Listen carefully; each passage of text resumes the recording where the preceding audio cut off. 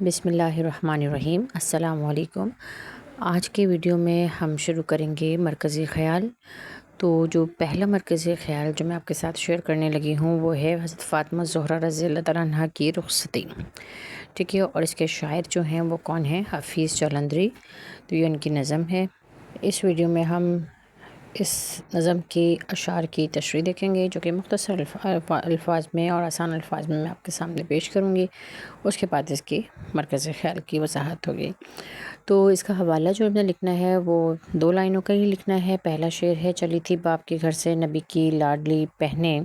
حیا کی چادریں عفت کا جامہ صبر کے کہنے۔ حوالہ جو ہے اس میں آپ لکھیں گے کہ یہ شعر حفیظ جالندھری کی نظم حضرت فاطمہ الزہرا رضی اللہ عنہا کی رخصتی سے لیا گیا ہے۔ یہ نظم ان کی شہرۂ آفاق نظم شاہنامہ اسلام سے ماخوذ ہے، اور حفیظ جالندھری اردو کے اہم شعراء میں شامل ہوتے ہیں جو بیک وقت غزل، نظم اور گیت میں منفرد مقام رکھتے ہیں۔ اور حفیظ جالندھری کی ایک وجہ شہرت جو ہے وہ ان کا قومی ترانہ بھی ہے، ٹھیک ہے۔ ان کی جو پیدائش ہے سن 1900 ان کی پیدائش ہے، وفات 1982 ہے، اور تصانیف جو ہیں وہ کون سی ہیں؟ شاہنامہ اسلام، طلخہ شیری اور نغمہ زار اور سوز و ساز، ٹھیک ہے۔ اور یہ لکھنا کیا ہے اور کیا کچھ لکھنا ہے، یہ میں نے پچھلی جو ویڈیو تھی اس میں نے آپ کے ساتھ شیئر کیا تھا کہ کتنے مارکس کا کوسچن آتا ہے اور اس میں ہم نے کیا لکھنا ہے اور کتنے لائنوں کو لکھنا ہے، تو آپ اس کو دیکھ لیجئے گا۔ تو آئیے ملاحظہ کرتے ہیں اس کی تشریح۔ حفیظ جالندھری نے اس نظم میں نبی آخر الزماں حضرت محمد مصطفیٰ صلی اللہ علیہ وآلہ وسلم کی سب سے عزیز صاحبزادی حضرت فاطمہ الزہرا رضی اللہ عنہا کی رخصتی کی منظر کشی کی ہے۔ اور اس شعر میں شاعر کہتے ہیں کہ جب حضرت فاطمہ زہرا رضی اللہ تعالیٰ عنہا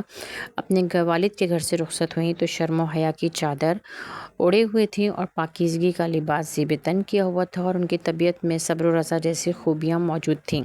یہاں شاعر کی مراد یہ ہے کہ حضرت فاطمہ کو دنیاوی جہیز کی بجائے جو خوبیاں ملی تھیں جیسے صبر، عفت اور یہ تمام چیزیں، ایسی نعمتیں حاصل ہوئی تھیں جو کسی بڑی دولت سے کم نہ تھیں۔ اس کے بعد نیکسٹ جو ہے وہ میں کہا گیا ہے کہ حضرت فاطمہ زہرا رضی اللہ عنہا کی طبیعت میں صبر و رضا کے ساتھ سخاوت و فیاضی جیسی خصوصیات موجود تھیں، اور یہ خوبیاں کیوں نہ ہوتی کیونکہ آخر انہیں جنت میں عورتوں کی سردار بننے کا اعزاز بھی حاصل ہونا تھا، ٹھیک ہے۔ اس کے بعد نمبر 3 جو ہے کہ اسی کی تربیت میں اسوہ تھا یمنہ سعادت کا، اسی کی گود سے دریا ابلنا تھا شہادت کا۔ حضرت فاطمہ الزہرا رضی اللہ عنہا کی تربیت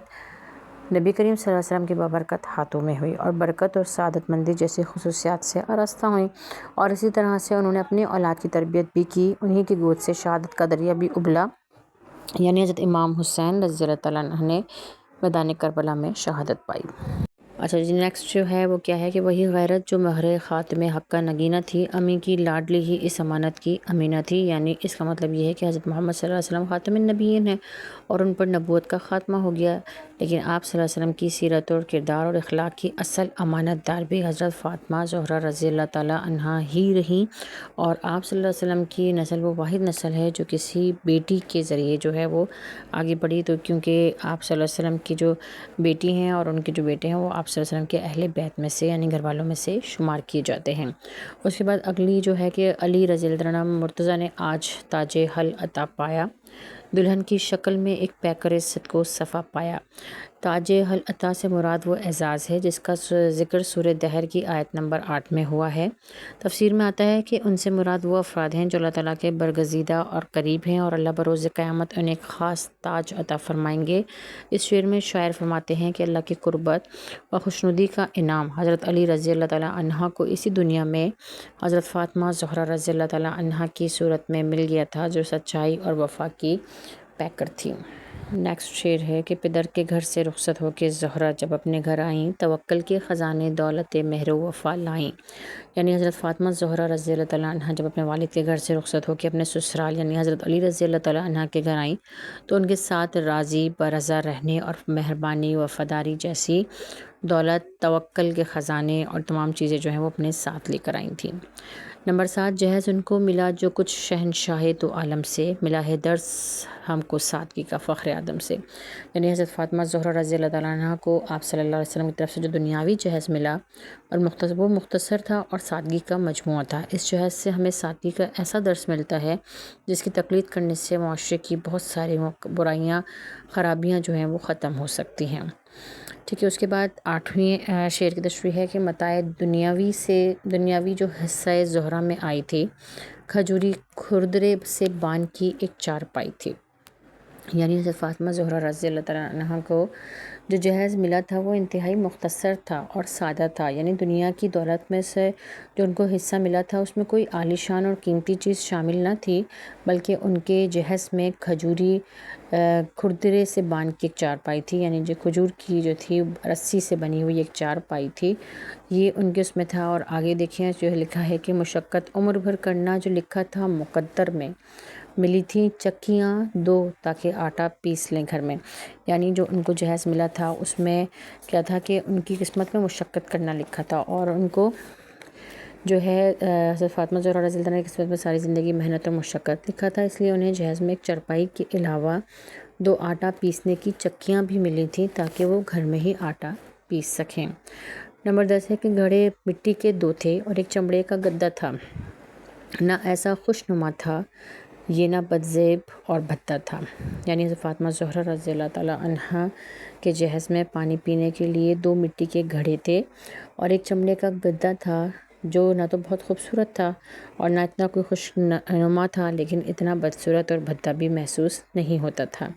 بھرے تھے اس میں روئی کی جگہ پتے کھجوروں کے، یہ وہ سامان تھا جس پر جان و دل قربان حوروں کے۔ جو گدا حضرت فاطمہ زہرا رضی اللہ تعالیٰ عنہ کو ملا تھا اس میں روئی نہیں تھی بلکہ اس کی جگہ کھجور کے پتے تھے، یہ ایسا جہیز تھا کہ جس پر جنت کی حوریں بھی قربان ہو رہی تھیں۔ اس کے بعد نیکسٹ ہے کہ وہ زہرا جن کے گھر تسنیم و کوثر کی تھی ارزانی، ملی تھی مشک ان کو تاکہ خود لایا کریں پانی۔ اور اس شعر میں یہ کہا جا رہا ہے کہ حضرت فاطمہ زہرا رضی اللہ تعالیٰ عنہ جن کے لیے جنت میں تسنیم و کوثر کی نہریں وقف کی گئی ہیں، جن کو آب کوثر، جن کے والد صاحب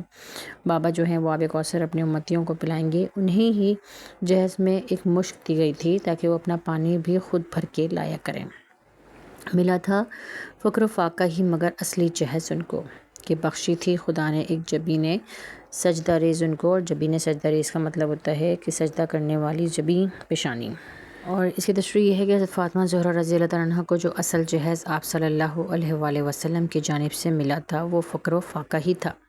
لیکن پھر بھی وہ ہر حال میں خدا کا شکر ادا کرتی تھیں اور جو ملے اس میں گزارا کرتی تھیں۔